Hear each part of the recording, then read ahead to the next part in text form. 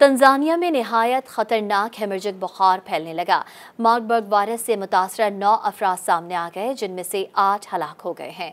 बरतानवी खबर रसां इदारे रॉयटर्स के मुताबिक आलमी इदारे सेहत ने बताया कि तंजानिया में फैलने वाला हेमरेजिक बुखार मार्बर्ग वायरस से होता है, जो इबोला के ख़ानदान से ताल्लुक़ रखता है। ये वायरस चमगादड़ों से इंसानों में मुंतकिल होता है और तेज़ बुखार, जिस्म में सख्त दर्द, इसहाल, खूनी उल्टियों का सबब बनता है और आखिर में जिस्म से खून का तेजी से अखराज शुरू हो जाता है। हेमरेजिक बुखार से मौत की शरह 88% तक है।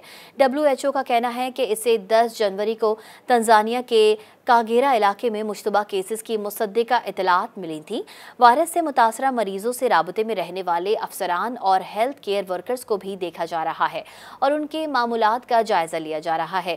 कागेरा तंजानिया का सरहदी इलाका है जो रवांडा के करीब वाक़या है, जहां इस वबा से 15 अफराद हलाक हो गए थे।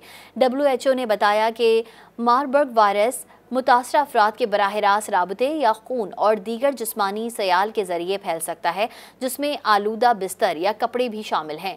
इससे कबल मार्च 2023 में भी कागेरा में इसी वायरस से 6 अफराद हलाक हो गए थे।